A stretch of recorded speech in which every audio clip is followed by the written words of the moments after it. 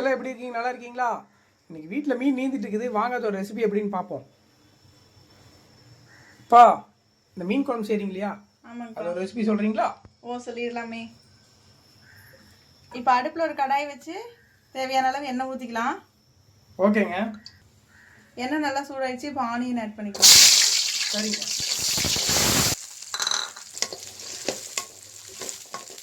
இப்போ ஆனியன் ஒரு பொன்னிறமாக வர வரைக்கும் நல்லா வதக்கிக்கலாம்.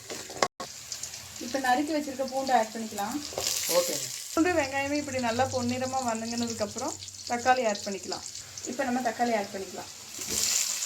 தக்காளி வெங்காயம் எல்லாம் நல்லா மசிஞ்சு வர ஆரம்பிச்சிச்சு. இந்த ஸ்டேஜில் நம்ம டர்மரிக் லைட்டாக ஆட் பண்ணிக்கலாம். ஓகேங்க. இப்போ வந்துட்டு நம்ம வீட்டிலே மீன் குழம்புக்குன்னு அரைச்ச மசாலா இதை வந்துட்டு 2 டேபிள் ஸ்பூன் ஆட் பண்ணிக்கலாம். Okay sir. டீக்கே சார்.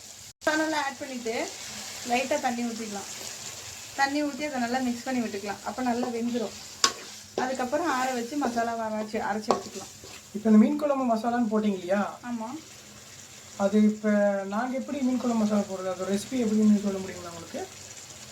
ஓகே, அந்த ரெசிபி வேணும்னா கமெண்ட் பாக்ஸில் கமெண்ட் பண்ணுங்கள். அடுத்த வீடியோவில் நம்ம மீன் குழம்பு மசாலா ரெசிபி ஆட் பண்ணிடலாம்.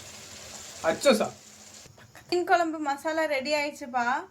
அதை வந்துட்டு கொஞ்ச நேரம் ஆற விட்டு மிக்சியில் போட்டு எடுத்து அதுக்கப்புறம் குழம்பு வச்சிடலாம். ஓகேங்க. மசாலாலாம் நல்லா பேஸ்ட்டாக அரைச்சி ரெடி பண்ணியாச்சு. சரிங்க. வாங்க குழம்பு ரெடி பண்ணிடலாம்.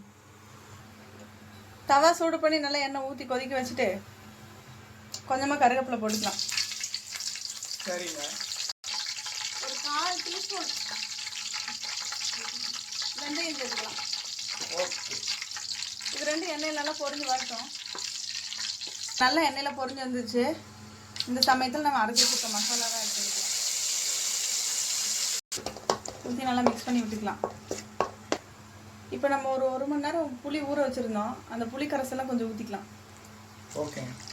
இப்போ நம்மளுக்கு தேவைங்கிற அளவுக்கு தண்ணி ஊற்றி நல்லா மிக்ஸ் பண்ணி விட்டுட்டு கொதிக்க வச்சிடலாம். இப்போ நமக்கு தேவையான அளவுக்கு கல்லுப்பு சேர்த்துக்கலாம்.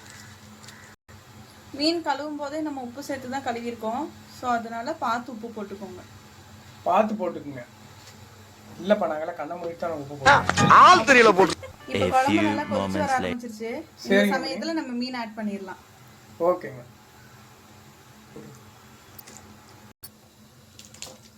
இப்போ மீனெல்லாம் ஆட் பண்ணியாச்சு. மீனை ஆட் பண்ணிட்டு கரண்டி வச்சு கிண்டி விடக்கூடாது. மீனெல்லாம் உடஞ்சிரும். ஓகேங்க. சரியா? அப்படியே மீனை இது பண்ணிக்கோங்க. அப்படியே மூடி வச்சு வேக வச்சிடலாம். இப்போ அதை மூடி போட்டு ஒரு 10 நிமிஷம் வேக வச்சிடலாம். 10 நிமிஷத்துக்கு மேலே போச்சுன்னா அப்புறம் மீனை தொலாவாதீங்க, அப்புறம் மீன் கரைஞ்சிரும். இப்போ குழம்பு கொதிச்சிருச்சான்னு பார்க்கலாமா? ஓகே, பார்க்கலாங்களே. குழம்பு நல்லா கொதிச்சு எண்ணெய் திரண்டு வந்துருச்சுப்பா.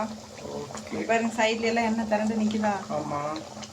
நல்லா எண்ணெய் திரண்டு வந்துருச்சு. குழம்பு நல்லா கொதிச்சு இப்போ ரெடி ஆயிடுச்சா?